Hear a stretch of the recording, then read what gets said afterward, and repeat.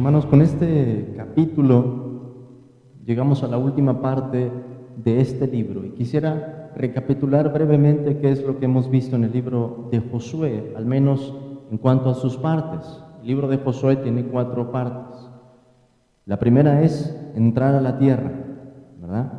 Antes de que crucen el Jordán, el énfasis es hay que entrar a la tierra.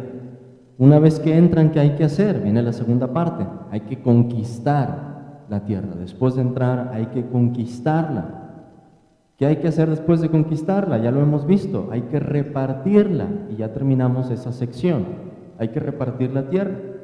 Y ahora lo que encontramos del capítulo 22 al capítulo 24, que es con el que va a cerrar este libro, es la cuarta parte, cómo mantener la tierra.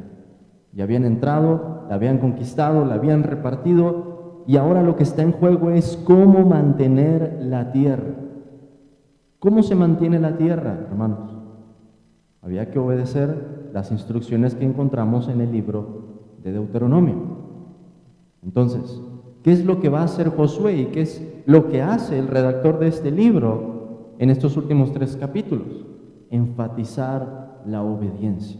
Si es la obediencia la forma en que se mantiene la tierra, el tema principal que encontramos aquí es ese. Hay que amar al Señor por encima de todo. Hay que obedecerlo, hay que servirlo. Vamos a ver que aparecen varios verbos en este capítulo y en los próximos que nos quedan en relación a Dios. Amarlo, servirlo, obedecerlo, guardar sus mandamientos. Muchos sinónimos para resaltar la misma idea. Obediencia, fidelidad. Dios, hermanos, y esa es la forma en la que termina el capítulo 21, se había mostrado fiel para con Israel. El capítulo 21 termina diciendo, no faltó palabra de todas las buenas promesas que Jehová había hecho a la casa de Israel. Todo se cumplió. De parte de Dios había sido así. Y ahora era el turno de Israel para mostrarse fiel para con Dios. En este capítulo en particular podemos aprender algo por medio de los 3 ejemplos que hay en el pasaje. Las palabras de Josué, las palabras de los que enviaron de parte de Israel para hablar con las tribus, en este caso aparece el nombre de Finés, y también de las palabras de las 2 tribus y media. Así que comencemos con las palabras de Josué en el pasaje. Lo primero que hace Josué es reconocer la obediencia de estas tribus. Josué les dice, al principio del capítulo 22, versículo 3, no habéis dejado a vuestros hermanos en este largo tiempo hasta el día de hoy, sino que os habéis cuidado de guardar los mandamientos de Jehová vuestro Dios.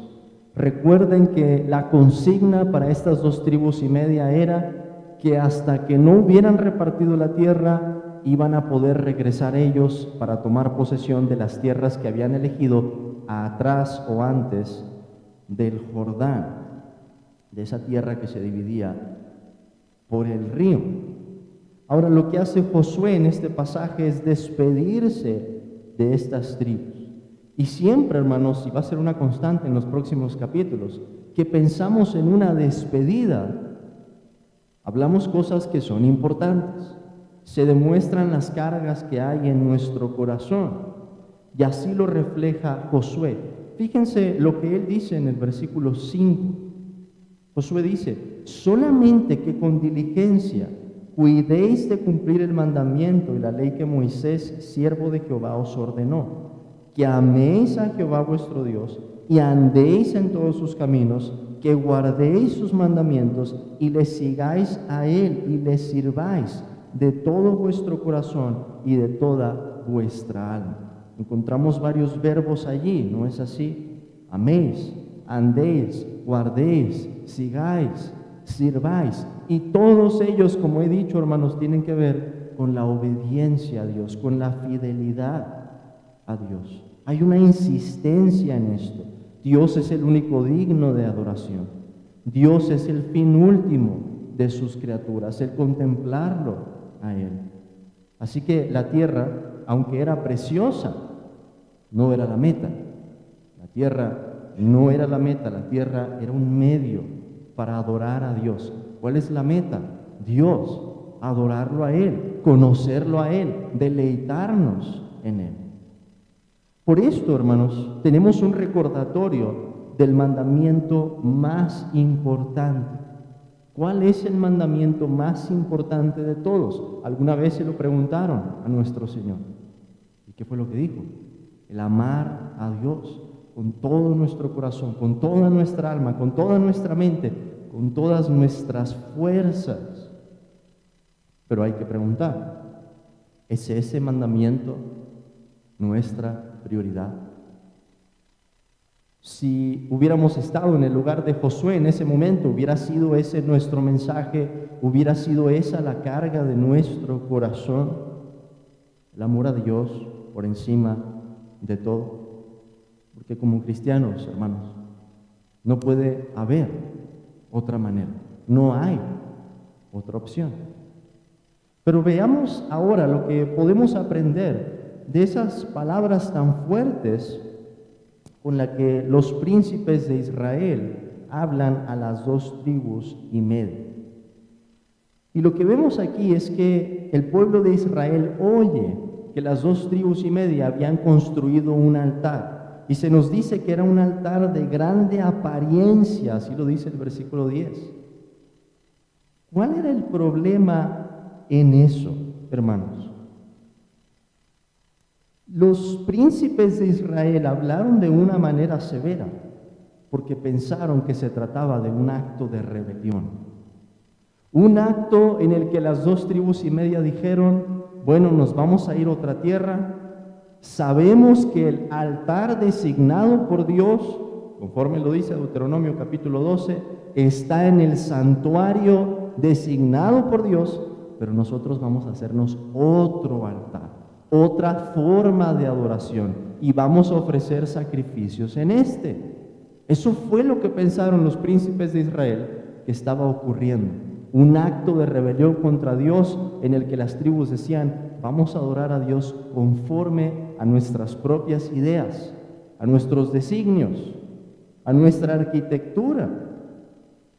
Y es por eso, hermanos, que vemos ese discurso tan severo en el versículo 16 que comienza allí y que se presenta de parte de toda la congregación, un mensaje de Israel para estas 2,5 tribus.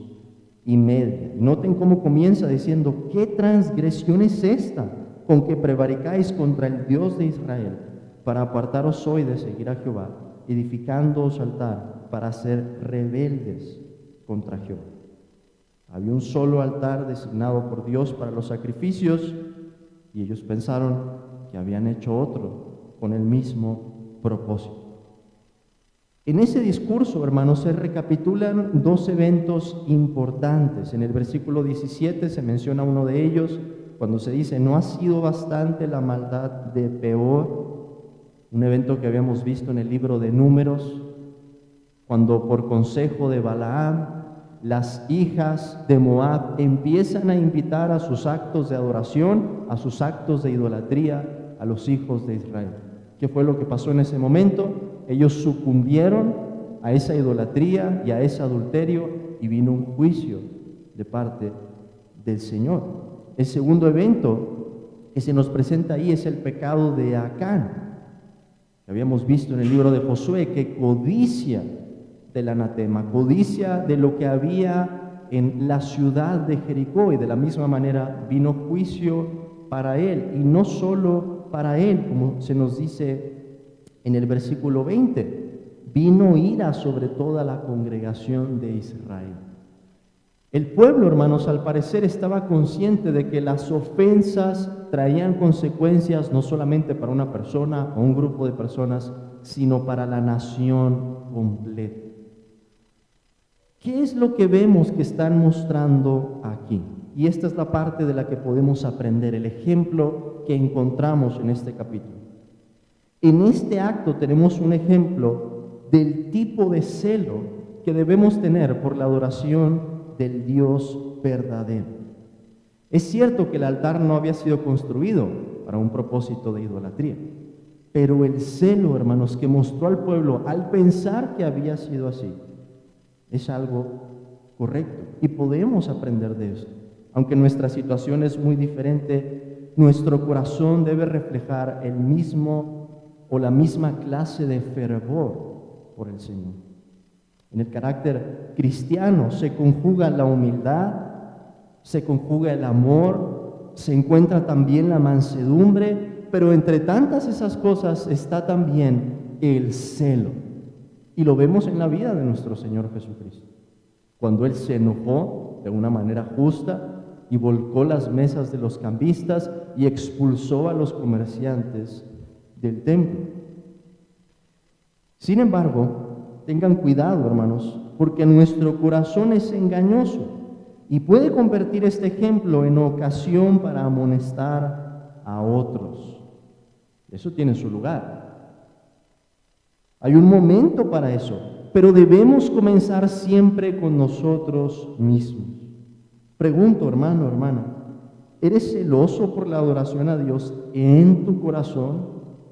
En primer lugar, ¿hay algo en tu vida que compita con esa adoración?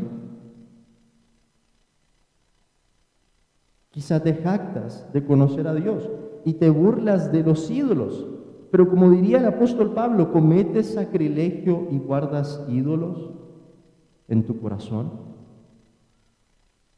Es una pregunta relevante para nosotros como cristianos. Aprendemos de ese ejemplo, ese celo por la adoración. Pero por último tenemos un tercer ejemplo aquí que viene de la respuesta de las 2 tribus y media.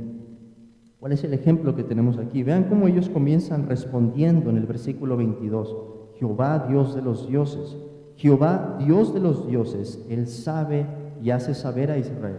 Si fue por rebelión o por prevaricación contra Jehová, no nos salves hoy. Pues comienzan invocando a Dios, comienzan poniéndolo a Él como testigo para expresar que en realidad el propósito por el que habían construido ese altar no era por una idolatría o por desobediencia al Señor. Era otro el propósito. ¿Cuál era? Lo encontramos, hermanos, en el versículo 24 al 28. Pero en resumen, el propósito es que ellos estaban preocupados al pensar que estando del otro lado del Jordán, y una barrera como esa es importante, hermanos. No había un puente para cruzar el Jordán. No se podría cruzar en cualquier momento. Pero ellos estaban preocupados pensando que al estar al otro lado del Jordán, en algún momento Israel iba a terminar excluyendo a estas tribus. Y los hijos de ellos iban a pensar que ya no había lugar para ellos en la adoración al Dios verdadero. Entonces era una preocupación por las generaciones venideras, por sus hijos y por los hijos de sus hijos, para que se preservara la memoria del Señor, para que ellos también pudieran conocerlo. El altar entonces sería un símbolo, o como lo dicen ellos, mirad el símil del altar de Jehová, el cual hicieron nuestros padres, no para holocaustos y sacrificios, sino para que fuese testimonio entre nosotros y vosotros. En otras palabras, sería un recordatorio, un símbolo construido allí, para que las tribus que estaban del otro lado del Jordán y las del otro lado también recordaran que las dos estaban unidas en un solo pueblo y tenían derecho a la adoración en el santuario que Dios había designado. Un celo por la memoria del nombre del Señor en las próximas generaciones. Ese es el ejemplo que tenemos allí. ¿Podemos aprender de eso? Por supuesto. Hermanos, ¿pensamos nosotros de la misma forma? ¿Nos preocupamos más? ¿Podría ser que nos estamos preocupando más por la herencia que vamos a dejar en cuanto a bienes, en cuanto a la educación que le podemos brindar a las próximas generaciones? ¿O estamos más preocupados pensando en que ellos conozcan al Señor? Yo creo que todos seríamos prontos para responder que lo que más nos preocupa es que las próximas generaciones, los niños que están en esta iglesia, sean salvos. Pero la pregunta ¿es eso lo que estamos reflejando con nuestra vida? Si le preguntáramos a los niños, ¿cuáles crees que son las prioridades de tu papá y de tu mamá? ¿Qué crees que es lo más importante para tu mamá y para tu papá? ¿Responderían ellos algo que tenga que ver con Dios? ¿Con que ellos sean salvos? ¿Con la adoración a Dios? ¿Que ellos puedan conocer a Dios? ¿O responderían otra cosa? Quizás la educación, quizás que sean niños excelentes, quizás que sean niños bien portados, quizás que sean niños obedientes.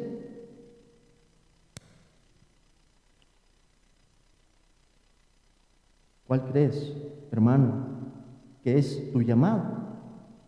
Y esto especialmente a los hombres, porque, hermanos, nuestra responsabilidad es mayor aquí.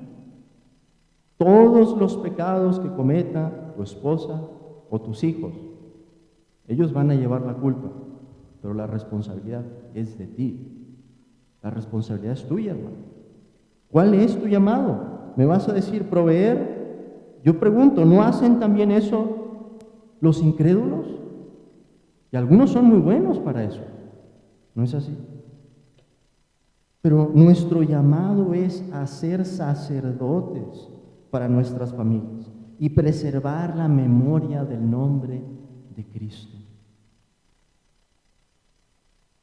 Hermanos, que si morimos, lo que digan de nosotros, nuestras esposas, nuestros hijos y las generaciones que vengan, sea: ese hombre amaba a Dios y no otra cosa.